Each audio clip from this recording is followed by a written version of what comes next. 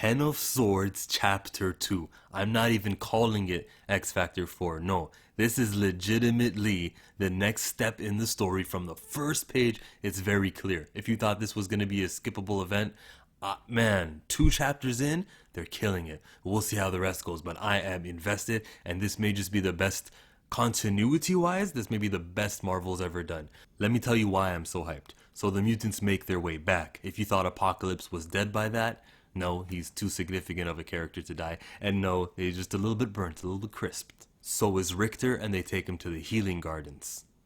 Now here's where the X Factor part of the book kicks in. It's Rachel Gray utilizing her powers to the fullest. She is that powerful. So yeah, she's making little psionic beds to transport both Richter and Apocalypse. Apocalypse, excuse me, don't want to get your name wrong, buddy.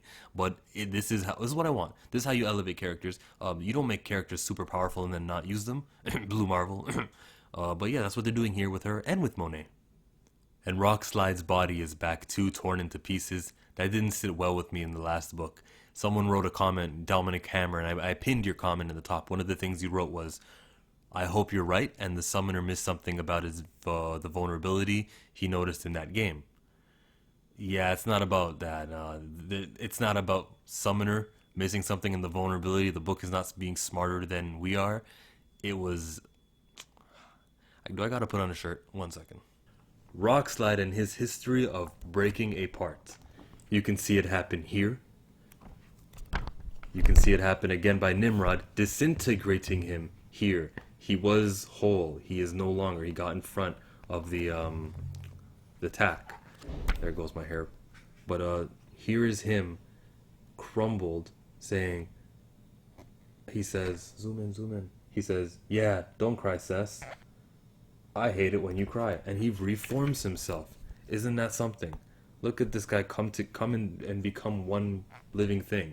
By the end of... There you go. There he is.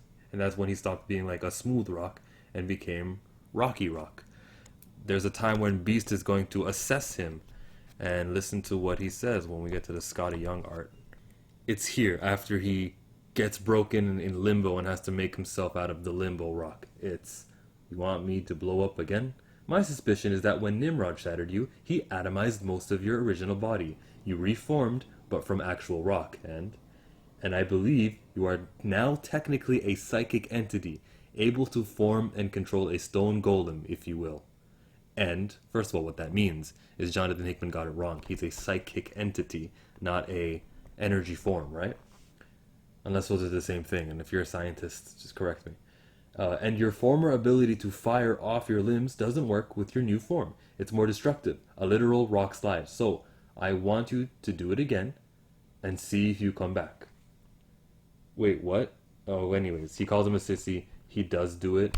And there's the explosion on this page. And does he reform?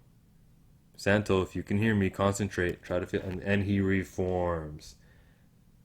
What does B say? Yes, well done, Santo. Now I'd like to see how you do reforming when someone else shatters you. Victor volunteers to do so. We can assume the next page is just some other thing, but we can assume that he did shatter him and he came back. I don't see what makes it different when someone else does it. We saw a robot Nimrod disintegrate him, right? And he came back. We saw him disintegrate himself. But how about over here when Hulk yanks his arms off of him? So that's a person doing it. We've seen inanimate objects doing it. We've seen Colossus in his organic form of metal do it, and he always comes back. So accepting this death requires some retconning. A Rockslide is resurrected, Richter is resurrected. Richter is going to be fine because he died on Krakoa. They're saying Rockslide won't be because his death happened in Otherworld, and that's like a roll of the dice, and it's completely random. And I accept that part of it. It's just the fact that Rockslide shouldn't be able to die by a sword unless there's something special about that sword, which we will soon find out by the end of the 22 chapters. My favorite part of this resurrection is Richter saying, I look naked. Finally, someone gets it. Good job. Now it's Santo's turn to be resurrected.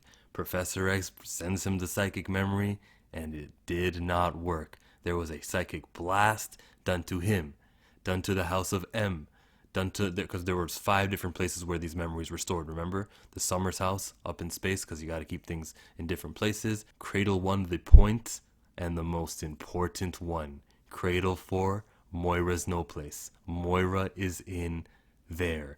I was wondering where she was. She could be out on a mission, but these whole 12 issues, she's been hiding there. At this point of the comic, it's significant. It already passed my expectations, and I got my money's worth here. Next page, the 5 lose their connection. They're offline momentarily. Polaris mourns the loss of Rockslide and sees all of his rocks. She's going to use that later to create a gate. They're looking around like, we got to destroy the whole batch of these eggs. Something's going on. And they do. They actually destroyed their eggs and everyone who can be resurrected. And then all of a sudden, there's stakes. Stakes have entered X-Men. The 5 start questioning the resurrection protocols. Richter's getting nervous because if a Bizarro Rockslide just came back, then it's a Bizarro Richter that just came back. No, he's fine. He died on Krakoa at the hands of Apocalypse. Charles is going to confirm it's the real Richter, and we get to a significant white page. All resurrection protocols are hereby suspended until further notice. The council is going to be enlightened by the 5. They let them know that possibilities of a resurrection will never happen. Again, it's a final death. You know who's sad about this? His mentor on the Hellions, Emma Frost. All Magneto cares about is those clues about these 10 swords that Saturnine said, and that's when Saturnine takes over Polaris' body. There's a big poem I won't read to you because, frankly, there's other YouTubers who will do that, and by others I mean all of them, because it's all about that watch time. Saturnine gave her the code, but it wasn't like a psychic code. That's why the psychics couldn't decipher it earlier.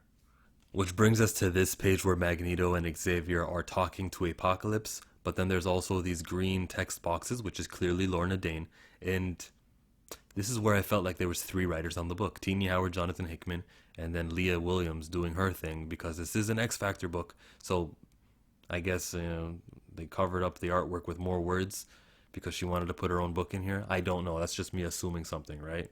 So she's going to create that gate, and it's made out of Rockslide's body.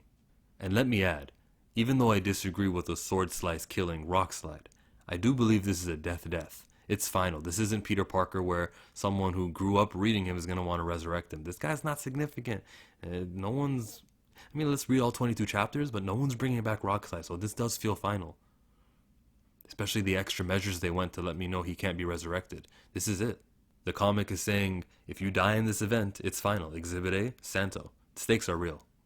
This ends with Magic answering the call. Let's get ready to show these Iraqi our finest Krakoan diplomacy. Okay, so now you want to fight. Okay, good. Because I wasn't a fan of the last book when they were standing back and standing by. Joining Magic is going to be Cable, Warlock, Storm, Logan and his Muramasa blade, not Brian Braddock, but Psylocke, Gorgon, and Apocalypse. It's just like the promo art that we saw earlier. There's 2 more spots that are not filled because it's 10 swords and I only saw 8 people. That's the book. I did enjoy it even though I had a couple problems with it. But let me go back to this page. Look at these 9 heroes. 9 of them, and only 1 of them are A-list X-Men characters. And how cool did this feel to read a comic book where we had all these different people with all these different powers and get to experience a pretty different story.